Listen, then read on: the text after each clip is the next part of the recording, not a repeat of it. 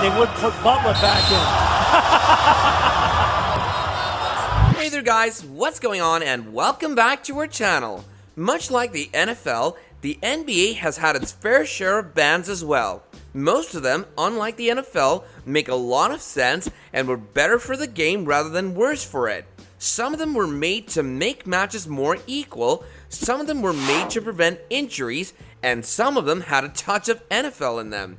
So here are the 10 moves banned in the NBA. Number 10, Michael Jordan Isolation Rule. This was a rule based on the zone defense rule. It entailed that whenever a player had a ball in hand in their foul circle, the same team was not allowed two defenders in the same foul circle away from the line. This ban allowed more one-to-one defense and led to more exciting confrontations, with star players having to show their true potential and exercise all the talents they had vigorously to maintain possession and make advances for points. In essence, this was a very good rule change and allowed the NBA to progress entertainment-wise and strategy-wise quite considerably. This rule was created mostly because of Michael Jordan, and he was made to work very hard after this rule change. Sufficient to say, however, that the greatest of all time rose to the occasion and left us with some vulnerable one-to-one battles, the likes of which are rarely seen nowadays.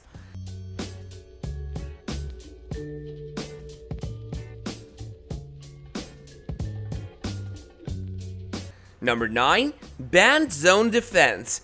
A similar one on the isolation rule. This rule came into existence in 1947.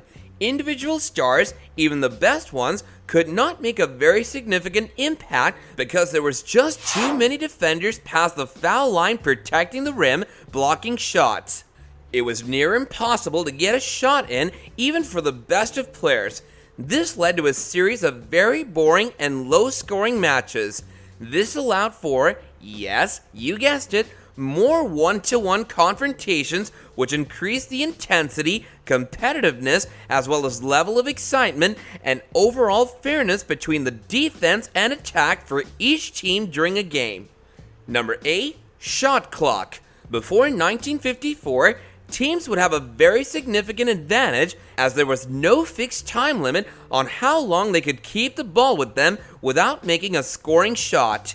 This allowed many teams to run the clock out without worrying too much about scoring if they were ahead. This is why the 24-second shot clock was introduced in 1954, where a team that had failed to make a shot that touched the rim of the basket in 24 seconds would forfeit possession to the other team. This allowed for much more close matches, and without which, we wouldn't have witnessed the amazing games that will live forever in the annals of basketball history. This came as a result of the Minneapolis Lakers versus Fort Wayne Pistons game in 1950. The final score of the game read 19-18 after 48 minutes of play. On April 22nd, 1954, the NBA added a 24-second shot clock to the rulebook.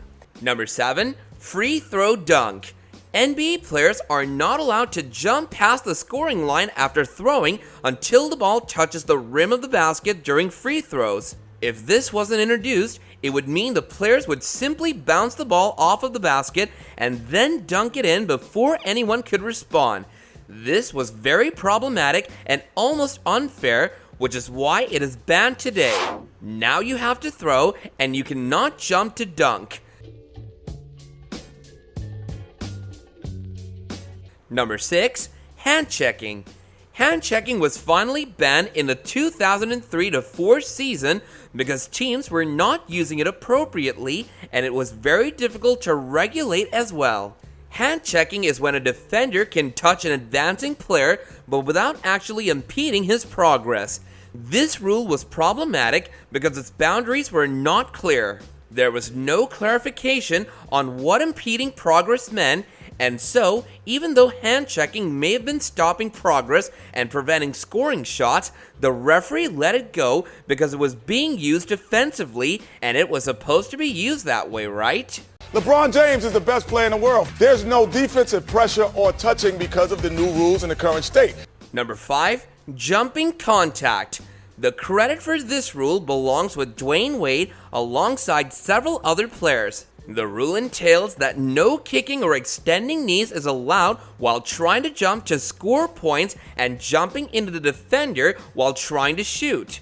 This was introduced in part because a lot of forwards would collide with defenders deliberately and then get free throws. When this became ingrained in team strategy, the NBA finally decided to put an end to this strategy and style of play by giving fouls if the offensive player attempted contact with the defensive player. Last 4 games, they've also won 7 of their last 8 at home. Wade misses on the run, rebounded Alec Burks. Number 4, close-in rule. Whenever offensive players jump, they have to be allowed space to land. Otherwise, the team that fouled will be fouled a technical foul. Follow all that?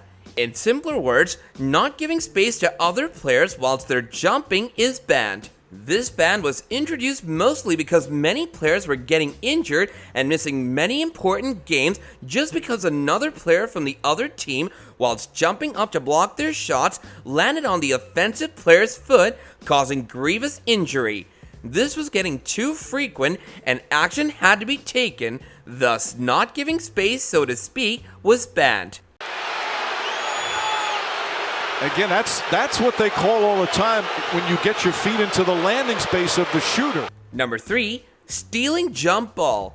Stealing jump balls, as in when a player jumps to tip or pass the ball to another player, unless it has touched one of the 8 other non-jumpers, the floor, or the basketboard, the other team is not allowed to touch it during the start of the play. However, there have been many instances of players violating this rule and getting away with it without any repercussions. Mostly because such a stupid and desperate move is seldom taken into consideration by any team. With Aaron Gray out, that they would put Butler back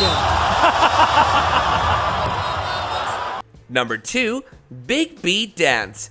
Introduced by Sam Cassell during the late 1990s, the Big B Dance went mainstream in the early 2000s. This was a very typical celebration wherein Cassell indicated that he was holding a pair of very large apples as his hands were in front of his shorts. In case you're wondering, he wasn't pretending to hold apples though. Anyways, a lot of players used this dance as a celebration and it became the thing that Sam Cassell became most remembered for. In 2011, the NBA had had enough and banned the celebration for good. It was seen as an obscene gesture that couldn't be seen on air on national television. Lowry, about the 5th time we've seen him post him up. Mama call him Clay. I'ma call him Clay. Number 1, 10-second free throw violation. Players cannot take longer than 10 seconds to set up a free throw shot. If the player takes longer than 10 seconds, he shall then be penalized by having to give possession away to the other team. This helped prevent players from killing the clock and allowing for fairer matches. He's got to stop. Yeah, I'll tell you, Delaney just told Howard to stop that.